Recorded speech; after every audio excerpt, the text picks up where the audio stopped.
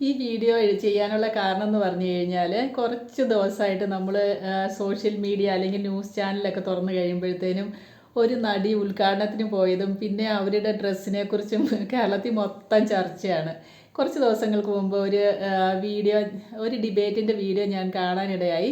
അതിൻ്റെ അകത്ത് ഞാൻ ഒത്തിരി ആരാധിക്കുന്ന അല്ലെങ്കിൽ ഒത്തിരി ഇഷ്ടപ്പെടുന്ന ഒരു പണ്ഡിതൻ അല്ലെങ്കിൽ വാഗ്മി എന്നൊക്കെ പറയാം, അങ്ങനെയുള്ള ഒരു വ്യക്തി വന്നിരുന്ന് ഒരു ചർച്ചയ്ക്കിടയിൽ പറഞ്ഞ വാക്കുകളാണ് ഞാൻ ഈ വീഡിയോ ചെയ്യാനുള്ള കാരണം എന്ന് പറഞ്ഞാൽ ആ വ്യക്തി പറയുന്നത് ആ നടിയുടെ ഡ്രസ്സ് കേരളത്തിലെ ലൈംഗിക ദാരിദ്ര്യം അനുഭവിക്കുന്ന ആൾക്കാരുടെ ലൈംഗികത കൂടുതൽ ഉണർത്തും, അങ്ങനെയുള്ള അർത്ഥത്തിലാണ് അത് പറയുന്നത്.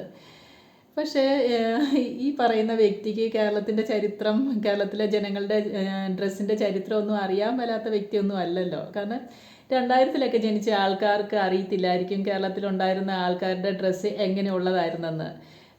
പണ്ടത്തെ film, black and white film അല്ലെങ്കിൽ ചെമ്മീൻ എന്നുള്ള സിനിമ ആണെങ്കിലും സെർച്ച് ചെയ്ത് നോക്കിയാൽ മതി. അതിൻ്റെ അകത്തെ ഷീലയുടെയൊക്കെ ഡ്രസ്സ് നോക്കിയാൽ അറിയാം എങ്ങനെയുള്ളതായിരുന്നു കേരളത്തിലെ പണ്ടത്തെ ഡ്രസ്സ് എന്നുള്ളത്.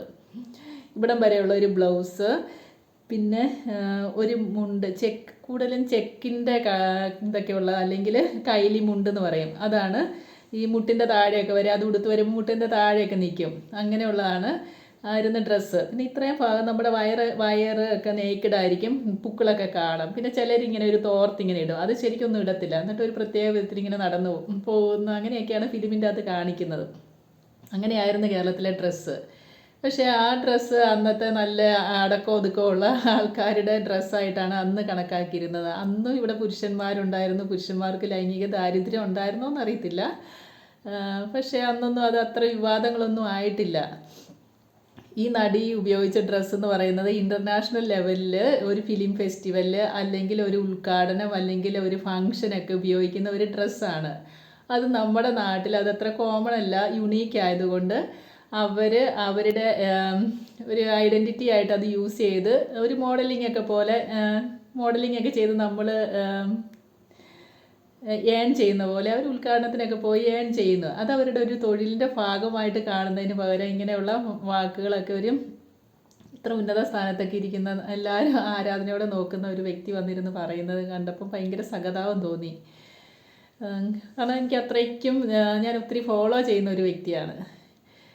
കാരണം എന്ന് പറഞ്ഞാൽ ഈ ഡ്രസ്സൊക്കെ ഇവിടെ കോമൺ അല്ലാത്തതുകൊണ്ടാണ് അത് നമ്മളിങ്ങനെ അത്ര ഇതായിട്ട് പറയുന്നത്. ഇതിപ്പോൾ കോളേജിലൊക്കെ പഠിക്കുന്ന ഒരു 10 പിള്ളേരിൽ 8 പിള്ളേർ ഇതിടാൻ തുടങ്ങി, അല്ലെങ്കിൽ 5 പിള്ളേരൊക്കെ ഇടാൻ തുടങ്ങിക്കഴിഞ്ഞാൽ അത് കോമൺ ആയി, പിന്നെ അതിനൊരു സ്പെഷ്യാലിറ്റി ഇല്ല.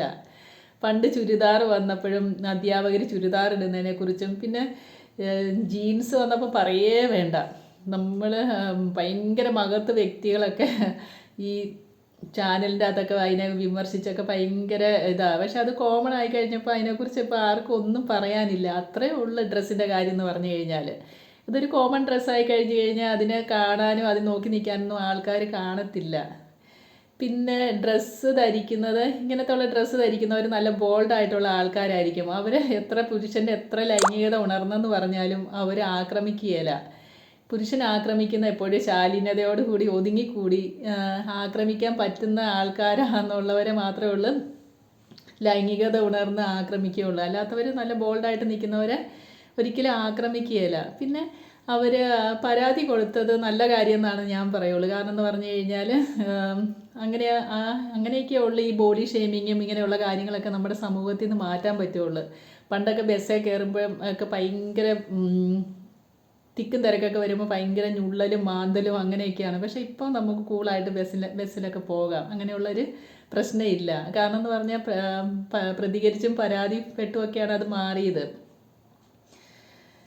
എപ്പോഴും വിമർശിക്കാൻ എല്ലാവർക്കും അവകാശമുണ്ട്, അതെല്ലാവരുടെയും പേഴ്സണൽ കാര്യമാണ്. പക്ഷെ മറ്റുള്ളവർക്ക് വേദനിക്കുന്ന രീതിയിൽ ഒക്കെ വിമർശിക്കാതിരിക്കുക. പിന്നെ ഒരു പബ്ലിക് പ്ലാറ്റ്ഫോമിലൊക്കെ വന്നിരുന്ന് ഇങ്ങനത്തെ കാര്യങ്ങൾ പറയുമ്പോഴത്തേനും ഒന്ന് ചിന്തിച്ചിട്ട് പറയുന്നതായിരിക്കും നല്ലത്. പക്ഷെ അയാളെ തിരുത്താനൊന്നും ഞാൻ ആളല്ല, പക്ഷെ എൻ്റെ ഒരു അഭിപ്രായം പറഞ്ഞതേ ഉള്ളൂ.